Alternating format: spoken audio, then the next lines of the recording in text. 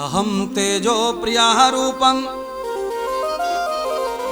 आज मैया आदिति ने भजन ध्यान तप करके विष्णु को प्रसन्न कर लिया, तो भगवान विष्णु ने मैया को फल प्रदान कर दिया।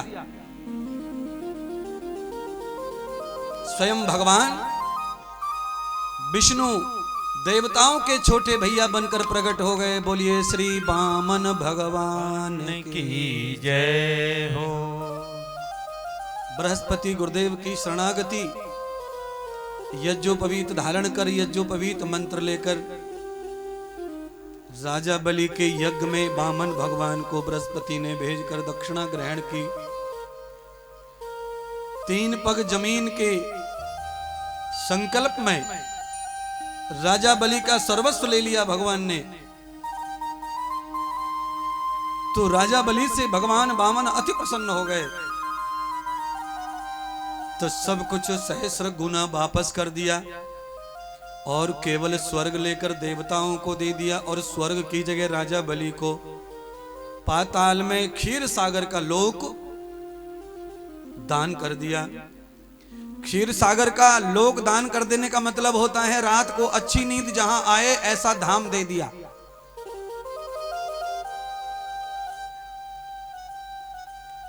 और जो व्यक्ति तन मन धन से भगवान का है उसको क्षीर सागर शयन ऐसी ही नींद आएगी, अच्छी मस्त।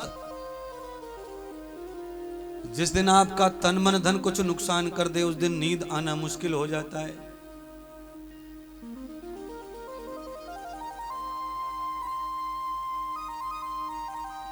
भगवान ने नर नारायण अवतार लिया धर्म के घर में।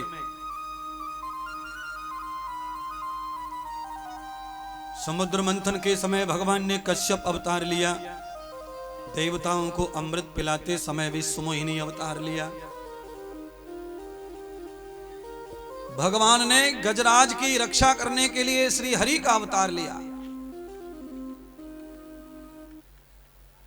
तो भगवान कहां कहां पशु पक्षी सबकी रक्षा के लिए आतुर हैं और खड़े हैं महाराज। पर कोई उन्हें जब पुकारे हृदय अंगत तब ही वो ऐसी लीला करते हैं। आज भगवान विष्णु के पार्षद जय विजय का दूसरा जन्म हो गया है रावण और कुंभकर्ण के रूप में।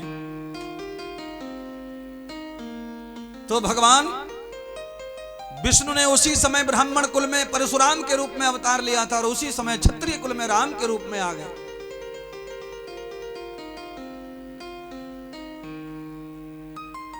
तो सुखदेव जी ने जब ये कहा तो राजा परीक्षित को बड़ी शंका हुई, महाराज भगवान इतने सरलता से अवतार ले लेते और वो तो सकल सामर्थ्यवान है, उनके पास इतना सामर्थ्य है कि उन्हें संसार में आने की जरूरत क्या है, वो जो जहां है वहीं से सब ठीक कर सकते हैं। सवाल तो सही है, क्योंकि परमात्मा निराकार है, ओमकार है, निर्द्वंद है, निर्लेप है, तो उसे शरीर धारण करने की आवश्यकता पड़ी तो पड़ी क्यों? इस पे बहुत विवाद भी है समाज में, सनातन धर्म में, कि भगवान निराकार है, कोई कहता है साकार है, कोई कहता है भगवान ब्रह्म है, कोई कहता है जीव में मिक्स है। तो ये लड़ाई चल रही है। पर ध्यान रखो, लड़ाई लड़ने से अच्छा यह है कि एक कदम आगे बढ़ जाओ, मौन होकर भगवान को मानकर, जहां है जैसा है। कि कोई कहता है कि वो साकार है, पर कोई कहता है कि वो निराकार है, पर कोई कहता है न वो साकार है न वो निराकार है, पर कोई कहता है भगवान तो भक्त की भावना का ही आकार है। भगवान का कोई रूप नहीं है, भक्त जैसा चाहे वैसा है भगवान। तो एक आदमी पीपल को काट रहा है कुल्हाड़ी से और दूसरा पूज रहा है उसी पीपल को। एक आदमी को हवन की लकड़ी दिखाई दे रही है पीपल में और एक आदमी को देवता दिखाई दे रहा है पीपल में। ये तो केवल अपनी मान्यता के ऊपर है कि भगवान कैसा है, कहाँ है और क्या है। निर्णय मत करो भगवान के बारे में कैसा है क्या है, लंबे पड़ जाओगे। ऋषि मुनि हार गए, थक गए, पर भगवान को सिद्ध नहीं कर पाए किसी के लिए। और मैं भी कहता हूं कि भगवान को सिद्ध करने के प्रयत्न में कोई नहीं रहना चाहिए। भगवान तब तक ही आनंद देते हैं जब तक भक्त केवल भगवान को चाहता है और आनंद से भक्ति करता है। अगर भगवान की प्राप्ति हो गई तो आनंद खत्म समझो।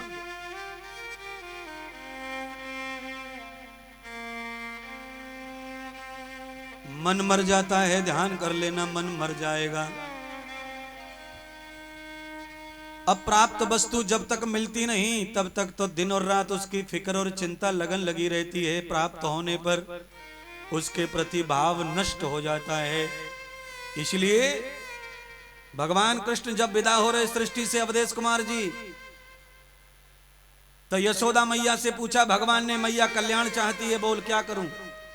तो यशोदा मैया कहती है कि मुझे कल्याण वल्याण नहीं चाहिए, मेरे हाथ में छड़ी हो और तू मेरे आंखों के सामने आंगन में भाग रहा हो, बस ऐसे देखते देखते ही मेरे प्राणों का अंत हो जाए। मैं तेरे पीछे भागती रहूं, भागती रहूं, भागती रहूं। अर्थात यशोदा मैया कह रही है कि मैं निरंतर भक्ति करूं और तू मेरे हाथ ही ना आए, हाथ ही ना आए। मेरी लगन कभी कम ना हो और तू मुझे देखता देखता दूर दूर चलता जाए। मैं भी यही भाव रखता हूं। भगवान के भजन में जो आनंद है, भगवान को पाने में वो आनंद नहीं है। पता आप ध्यान कर लेना, आप चाट की दुकान पे खड़े हैं, जब तक आप चाट खा नहीं रहे तब तक पानी टपकता है जीभ पर, बार बार पानी आता है जीभ पर। चूस लो, गटक लो, फिर आ जाता है, चूस लो, गटक लो, फिर आ जाता है। और जैसे ही आपने पानी को एक ही गोलगप्पो डाल रहे हो कि पानी आए, वो बंद। एक चम्मच खा लो चटनी की, खत्म मामला। क्यों? जो लगन, जो भाव, जो तृष्णा, जो भूख थी वो तृप्त हो जाती है तो फिर सब समाप्त हो जाता है। भगवान को पाने की भूख निरंतर बनी रहनी चाहिए, चाहे माला हो जाए 1000, पर भूख परमात्मा की मिटनी नहीं चाहिए। सब कुछ प्राप्त हो, भगवान तो प्राप्त है ही पहले से, फिर भी उसे पाने की ललक में पागल बने रहो। जय और विजय का दूसरा जब अवतार हो गया, रावण कुंभकर्ण के रूप में, तो परमात्मा श्री विष्णु ने राम अवतार लेकर के अपने वचन का पालन किया और दोनों राक्षसों का उद्धार किया। पहला अवतार उनका हो चुका है हिरण्याक्ष हिरण्यकश्यप के रूप में। वाम भगवान ने शुकर अवतार लिया था, वराह अवतार लिया, जो मैंने कल कथा सुना दी थी। प्रहलाद की कथा मैंने आज संकेत किया, स्पर्श किया। नरसिंह अवतार लेकर भगवान ने हिरण्यकश्यप का जो वध किया, ये पहला अवतार है जय विजय का। और ये दूसरा अवतार है राम के युग में। भगवान सुखदेव कहने लगे, राजन श्रीमद् भागवत कथा में तीसरा अवतार जय और विजय का भगवान श्री कृष्ण की बुआ के घर में हुआ, शिशुपाल और दंतवक्र के रूप में। उनका ही उद्धार करने के लिए मेरे परमात्मा ने कृष्ण अवतार लिया। गीता का श्लोक भागवत में एक जरूर बोलना चाहिए, जो आज बोला जाता है, सब मिलके बोलिए, यदा यदा ही। आवाज नहीं आई? यदा यदा ही। आप ही बोलो, मैं नहीं बोल रहा। आवाज आनी चाहिए कैमरा में, अमेरिका तक जानी चाहिए कैमरा में, टीवी में। यदा यदा ही ग्लानिर्भवति अभ्युत्थानम् अधर्मस्य तदात्मानं सृजाम्य अहम् परित्राणाय साधूनां विनाशाय च दुष्कृतां। ये है भगवान के अवतार के कारण। दुष्टों का खात्मा करने के लिए, साधु का सम्मान करने के लिए परमात्मा अवतार ले रहे हैं। जब जब होए धर्म के हानि, बाढ़त असुर अधम,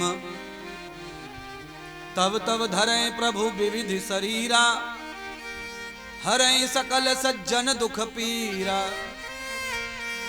सारे सज्जनों के, संतों के दुख हरने के लिए राम जी का अवतार हुआ, कृष्ण का अवतार हुआ। दुष्ट दुर्जन का खात्मा करने, धर्म संस्थापना अर्थाय संभवामि। जब जब जीवों में धर्म के प्रति ग्लानि हो जाती है, तब तब जीवों में धर्म की स्थापना करने के लिए मैं पुनः पुनः अवतार युग युग में लेता रहता हूं। इस अर्थ को इसी तरह समझना चाहिए हमेशा। धर्म परमात्मा का नाम है, वो कभी कम ज्यादा होता नहीं है। धर्म के प्रति मान्यता कम हो जाती है जीव में, मनुष्य में। ग्लानिर्भवति भारत, भारत माने मानव। हे अर्जुन, जीव यानी मनुष्य के अंदर परमात्मा के प्रति जब ग्लानि भाव आता है, जब मान्यताओं में कमतरता आ जाती है, जब संस्कृति उन्हें घेर लेती है उल्टी सीधी, तब आकर के मैं गीता का उपदेश करता हूं। और जो गीता का विरोध करता है उसे मैं मृत्यु दंड देता हूं, जड़ से मैट देता हूं दुर्जन को।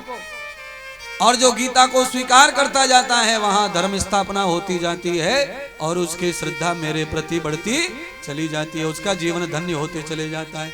उसके लिए अर्जुन में बार बार अवतार लेता रहता हूं। इसलिए हे राजा परीक्षित, परमात्मा के आने के कारण तो अनेक है।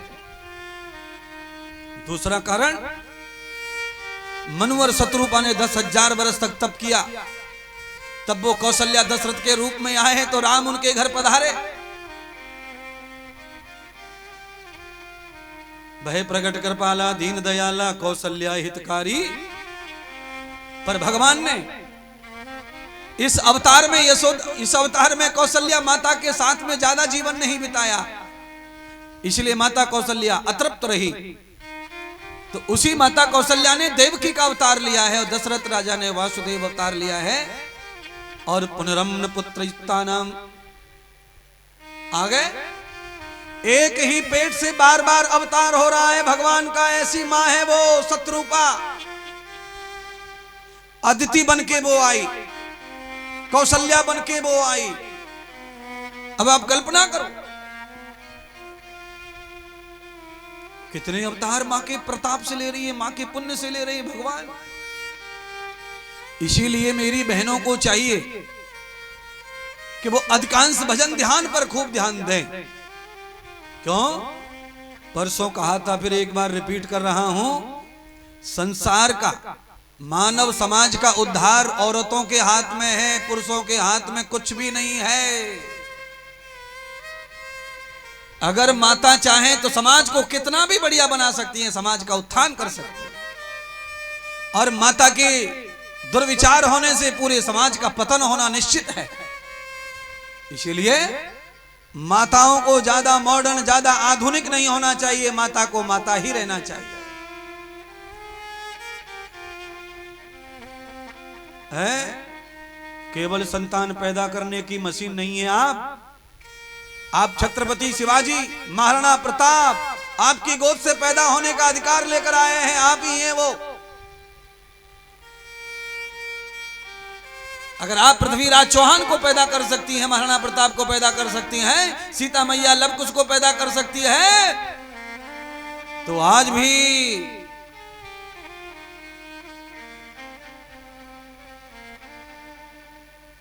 भी क्या है? महात्मा इंद्रदेव क्या कर रहे हैं? भारत का रहने वाला हूं, भारत की बात हो